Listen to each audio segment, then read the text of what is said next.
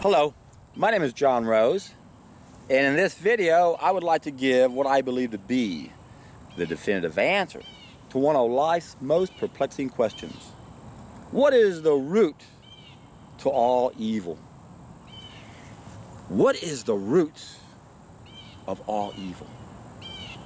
Now, you'll hear a lot of people say, money is the root of all evil.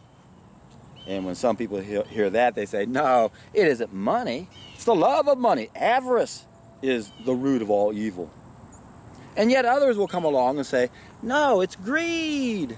Greed is the root to all evil. Those saying avarice say, well, what's the difference? Well, avarice is the love of money. Greed is the love of everything, even for things money can't buy. And yet other people will say, it's the dark side of our behavior. It's man's propensity for evil that is the root to all evil. It's part of our nature. We can't do anything about it. And yet others will come around and say, no, from a more spiritual perspective, it's fear. Fear is the root of all evil. And yet others will even say, it's our need for power. Power corrupts. Absolute power corrupts absolutely. Now, I've been thinking about this for a long time, and if you've watched any of my videos, especially in the last 6 weeks, I guess, or so, I've been focusing on that part of my message more than ever. I'm convinced that cooking our food is the root to all evil, because when we cook our food, we destroy that sunlight energy that you see hitting me right now. It's beaming right at me. We store that in the nucleus of our cells, and that's what cells use to communicate. We destroy that when we start cooking our food. And that created a condition I coined hypoheliosis.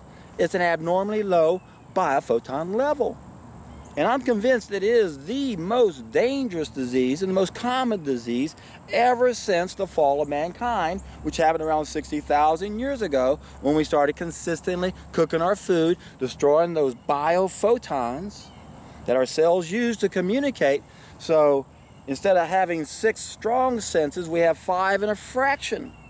That's the root of all evil. Hypoheliosis is what causes our need for power. Hypoheliosis is what causes fear. And I know everything I mentioned so far, the money, the avarice, the greed, the dark side of our behavior, fear, and our need for money, all of those are problems. But they're all symptoms from hypoheliosis. When we destroy our biophotons, we know something's not right. Deep down we know something's not right. We just can't put our finger on it. Well, Dr. Fritz Albert Popp has done that scientifically. He's proven cooking destroys those biophotons 100%. And instead of being around 83,000, we're around 1 to 23,000. So that's what creates the fear. That's what creates the disconnect. That's why most of us turn to the wrong food or sex or drugs or money or relationships, trying to find that warm, fuzzy feeling we're missing. I'm telling you what we're missing. It's the sunlight energy that we store in the nucleus of our cells. We are hypoheliacs. That's the fall of mankind. That's what creates the dark side of our behavior, because now we don't have our 6th sense. Why do we act the way we do? Why do we prey systematically upon our own kind? Why are we competing for resources on this abundant planet when we've got plenty to share and cooperate with everyone? And greed, that's just a symptom of the dark side of our behavior. And avarice is a symptom of greed. And money has to do with the wrong mentality, an exchange mentality, which comes from being disconnected, hypoheliosis.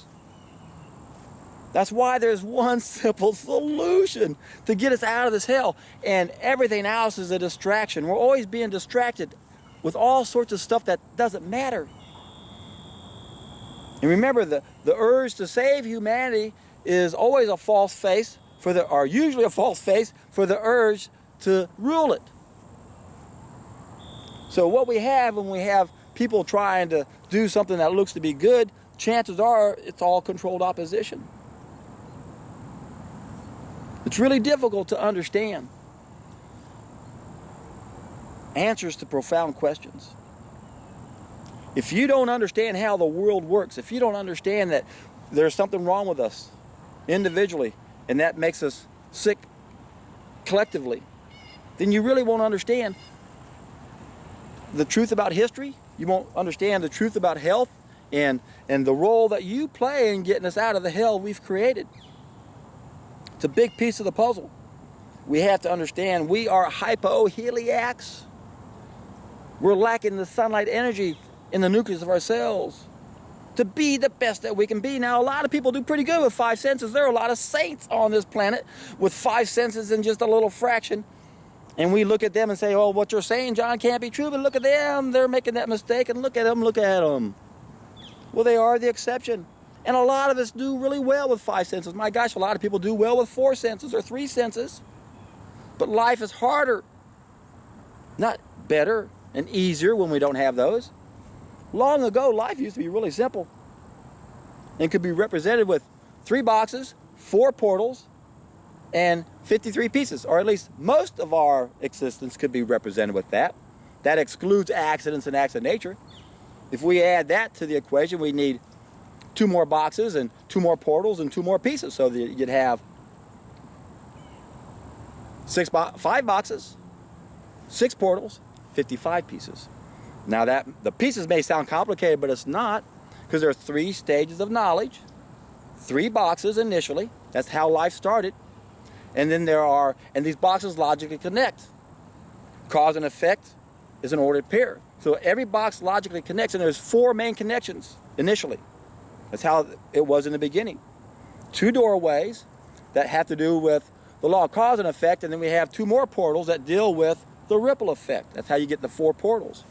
And then initially, to represent most of our existence, you only had 53 main pieces. And that came from 17 and 17 and 17, that's 51. And then there's 2 more pieces, and let's begin with that. Remember the 3 stages of knowledge. Thoughts, actions, reactions. This is the knowledge we acquire, this is the knowledge we apply, and this is the knowledge we manifest. Thoughts, actions, reactions. Beliefs, causes, effects. Belief system, lifestyle choices, feedback system. The things we think, the things we do or have done to us, and the things we get. So when we look in that first stage of knowledge, that first box, when there's only 3 boxes that we had to worry about, there are 2 pieces that are not part of the 17, 17, and 17.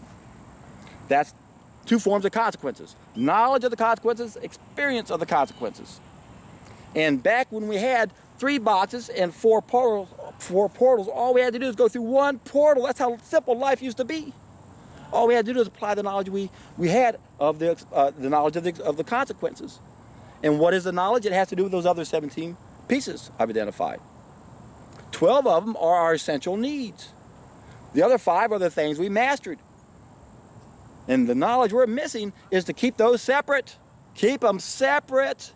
Because if you take something you master and apply it to something you need, what does it do to the need? It alters the need. It lowers the quality of our context, and that lowers the quality of us. That's the fall of mankind. The fall of mankind is something we did. It has to do with those 12 essential needs. So you look at those 12 needs, what could it be? It's not the air, it's not the water, it's the food. You are what you eat. Why can't we extrapolate that? That is the fall of mankind. People don't want to accept it. But when you look at all the things we do to the food, what's the first big mistake we made to it? Cooking. Oh, it's not a mistake. It's not a mistake. It alters the food. It alters us. So we have to have the knowledge of the consequences. And then if we apply that and make sure we keep those 2 groups separate, the 12 essential and the 5 things we mastered, we can then go to the second stage. And once we go through that first portal, that first doorway, it's an automatic cause and effect. We're subject to that law. And then and that's linear. Cause and effect is linear, and the ripple effect is circular. So that's how we come up with those other 2 portals, where we end up with a causal loop and a knowledge loop. The knowledge loop is represented with that other piece in that first stage. And that's the experience of the consequences. It's the most important piece of the puzzle we need right now to get us out of this hell. And not get distracted with people trying to confuse us and thinking something else is a solution. This is the ultimate solution. This is the only upstream solution. Once we do this, then we'll solve all those other problems and things will make sense. We'll finally learn the truth about history. and realize the role money plays. That's why a lot of people think money is the root of all evil. Reminds me of that story I've shared many times with what happened with Ralph Waldo Emerson, when he asked everybody, come out to my place and we're going to, if you think you have a solution to solve our problems, we'll find out who has the best answer. And the only thing they all could agree on was money. There were abolitionists there. It wasn't until abolished slavery that abolished money in itself. And their solution, and they all finally agreed. It took them all night for some people to argue, which reminds me of trying to have conversations with other people. Some of you guys just can't get it. Some people get it really pretty quickly, but you gotta put some time into this and try to punch holes in it. When you try to punch holes in it, you realize, yeah, if that money didn't exist, then they couldn't use that to accumulate wealth. They couldn't use it to control other people. They still try to control us, and there's other ways to do that. But money is the absolute tool of control, so that's why it's such a big piece to my message. Money is the absolute tool of control. Health is the ultimate tool of control. We start with our health. Once we get that taken care of, then we can start working more effectively at taking back control over printing our own money. That's why history doesn't make sense. That's why we're told lies about different people, so we won't look at what they did. And what do? They stop playing that money game. So you'll never be able to understand the truth when you see so much information on both sides, such conflicting information. But if you study both sides extensively like I have, you're going to find one side is very logical. They don't use any tricks that con artists do. So if you really want to understand how the world works, if you have not read the Con Artist Handbook, you'll never figure it out.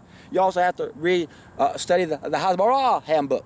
Once you understand how the people who control everything work, you'll realize how they're tricking us and fooling us and creating public opinion.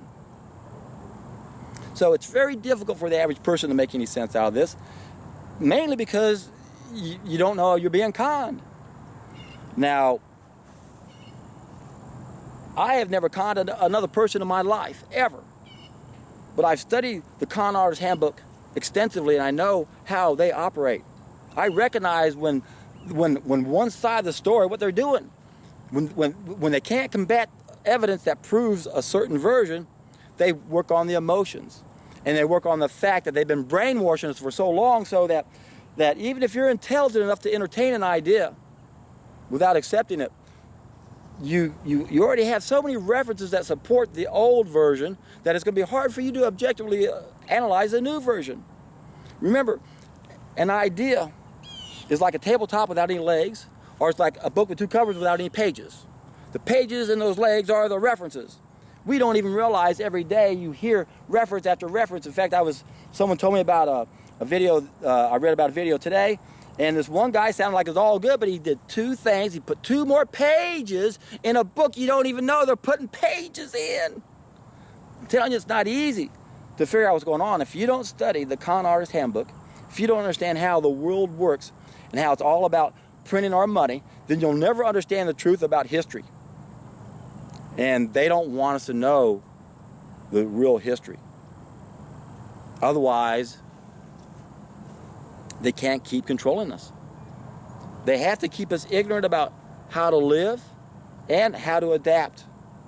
And how to adapt has to do with the fact that we're damaged individually, in the society, and the environment. I go over this in all my other videos, so if you're uncertain about anything I ever say in any of my videos, be sure to go to the Ultimate Solution playlist, look at the index, and you can see the description of all 281 pieces I've identified. So at any time I say something that I don't go into detail about, go to that video. And if you watch the 11-part video series individually, I will link back to my tool, the Ultimate Schematic, so you can see where that fits. It's in the first stage, the second stage, and the third stage. Remember, life used to be simple. Most of the time we had 3 simple boxes, 4 portals. All you had to do is go through the first one, satisfy your needs, don't apply the things you master to the things you need. It's an automatic. You end up in paradise, a place that doesn't have any problems. But we do have accidents and acts of nature, and that's why they get those 2 more boxes in the second and third stage. And that will also create 2 more pieces. But now life is complicated. We got 1 more box, and that 6th box is killing us. And it ties into the fact that we lost our 6th sense, too. Kind of interesting. I saw that connection the other day. Well, we got 1 more box, the 6th box. Remember, 3 boxes when it was real simple. If we had accident, acts of nature, we had 5 boxes. But now, because of the fall of mankind, we got a 6th box. That 6 boxes is the box of false knowledge. That is the main reason why we can't find the knowledge above. Remember, there's 21 main problems of knowledge. 2 forms of ignorance, the knowledge we need, that's what we're missing up there, and then we got the false knowledge in its place. And there are 19 obstacles that are keeping us from finding that knowledge. There are 12 sources of false knowledge and 7 little factors. The number 1 source of false knowledge is the piece I've been talking about. That's the dark side of our behavior. It's not the root of all of our problems, it's just the number 1 source for false knowledge. So you could say it's the number 1 piece in that little sub-puzzle. Imagine 21 main problems of knowledge is in one puzzle, and there's 3 sub-puzzles in it. First sub-puzzle has 2 pieces. It's those 2 forms of ignorance, but we don't know the knowledge we're missing, the knowledge we're looking for, and the false knowledge we have in its place.